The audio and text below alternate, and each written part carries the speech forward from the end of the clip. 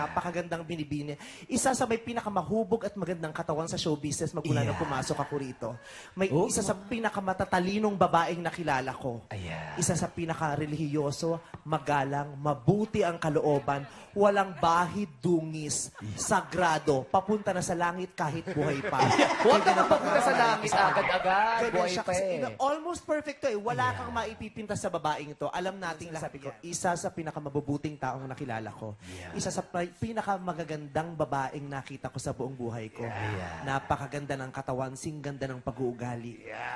Matalinong babae, wala kang maipipintas.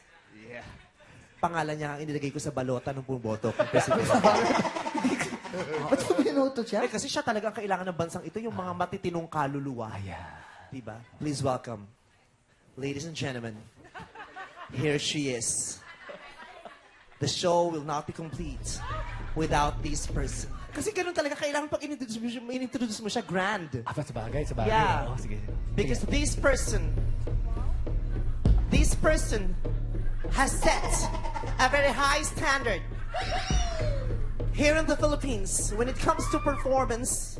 Ladies and gentlemen, the pride of Showtime. Kasi walang pangalan, sabi paki-introduce lang.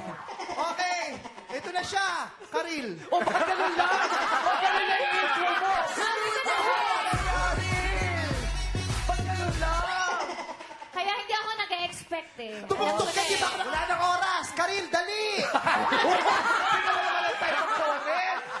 Kay, take your time, Kay. Take your time. Pero para sa akin ba yung kanina? Kan para sa'yo talaga. Kasi sabi stretch, kaya hinabahan ko talaga yung intro. Oh, yung tips ko kanina, para sa'yo talaga yun. Oh, thanks. I love you. Thank Without you a so joke. much.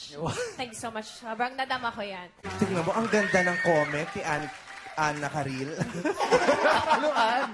Ana Karil ang Karil, buong galing mo, pangalan niya. ha? Ana Karil, tatlong hari. Oh, maraming salamat, Kay.